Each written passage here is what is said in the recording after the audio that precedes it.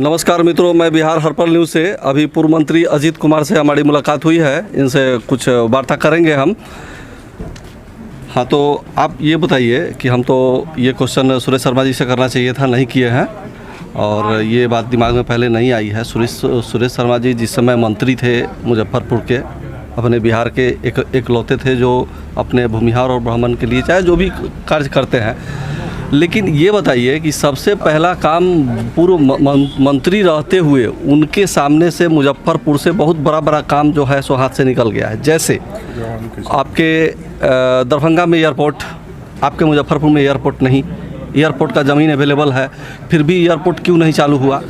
उसमें बिहार का मंत्री, बिहार का एमएलए बहुत इफ़ेक्टिव भारत सरकार की योजनाओं में नहीं हो पाते हैं। इसके लिए एमपी, वैशाली के एमपी और मुजफ्फरपुर के एमपी दोनों का मुख्य रूप से जिम्मेदारी था कि चूँकि एयरपोर्ट जो है वो वैशाली लोकसभा क्षेत्र में है, कांटी में है वो, लेकिन पताही हवाई अड्डे से उसका पहचान है, तो एक तरह मुजफ्फरपुर पार्लियामेंट से भी उसका कनेक्शन है।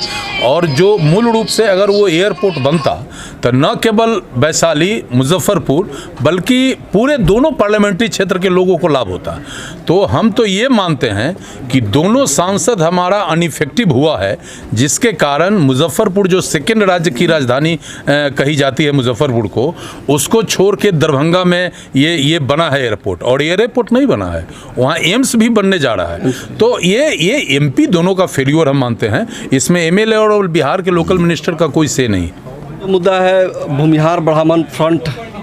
भूमिहार ब्राह्मण सामाजिक फ्रंट का आज साहेबगंज के समाज के लोगों के साथ एक गोष्ठी आयोजित की गई थी।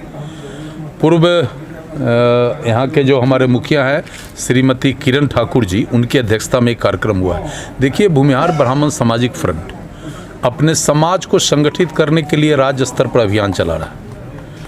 हम पुरखों के विरासत को पुनर्स्थापित करना चाहते हैं। चूँकि हमारे पूर्वजों ने इस देश के लिए, इस प्रदेश के लिए और इस समाज के लिए जो किया, आज तक उसका कोई जोर नहीं लगा सका। अब देखिए, लंगट सिंह महाविद्यालय खुला, श्री कृष्ण मेडिकल कॉलेज खुला, लॉ कॉलेज खुला, आरडीएस कॉलेज खुला, साइंस कॉलेज खुला, न जाने कितने एमडीडीएम कॉलेज खोला गया, न जाने कितने शैक्षणिक संस्थान खोले गए, और जो भी कल कारखाना लगा वो सब कहीं न कहीं इसी समाज के ज़मीन पर यह स्थापित हुआ है, और इसका लाभ समाज के सभी वर्ग के लोगों को मिलता है। तो ये पुरखों का, मेरे पूर्वजों का ये सोच था, जिसके तहत ये हो रहा है। और आज क्या स्थिति है? सब चीज़ हमने किया, और आज हम समाज में राजनैतिक, सामाजिक, प्रशासनिक रूप से हमारी उपेक्षा हो रही है, जिसके कारण हम धीरे धीरे कमज़ोर हो रहे हैं। इस मुद्दा को हमने गंभीरता से लिया है, हमारा फ्रंट ने गंभीरता से लिया है, और हम लोगों ने पूरे राज्य स्तर पर एक अभियान चलाया है कि अपने समाज को संगठित करके दूसरे लोगों के लिए, जैसे हमारे पूर्वज सहायक बनते थे, उस तरह हम चाहते हैं कि दूसरे को मदद करके फिर अपनी पुरानी गरिमा को पुनर्स्थापित करें। इसी सोच के तहत ये अभियान चल रहा है, और साहेबगंज में इसी सोच के तहत आज हम लोगों ने बैठक किया। और ख़ासकर चूँकि हमारे समाज में खेती गृहस्थी पहले हमारा स्टेटस सिंबल था, धीरे धीरे हमारा ज़मीन कमते गया। चूँकि परिवार बढ़ा, बंटवारा हुआ, तो हमारा धीरे धीरे ज़मीन हमारा कम गया है, और खेती से जो उपज और आमद होता है वो आप सब समझते हैं कि लागत भी नहीं निकल पा रहा है।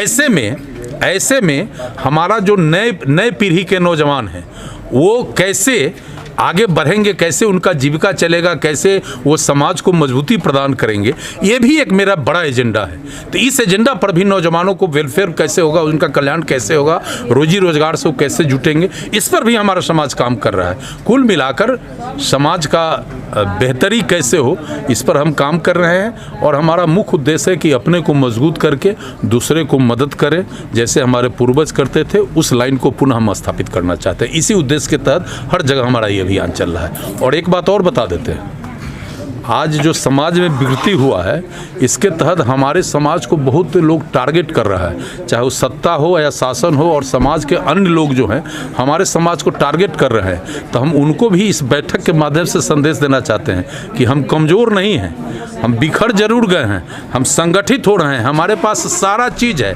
अगर हमको छेड़िएगा तो स्वाभाविक रूप से हम अपने अस्मिता प्रतिष्ठा बचाने के लिए हम लड़ने का भी काम करेंगे और पीछे हटने और दबने की बात नहीं, ये आपको स्पष्ट कर देते हैं। बिहार हर्पल न्यूज को लाइक करें, सब्सक्राइब करें और बेल आइकन दबाना ना भूलें, साथ ही शेयर करें।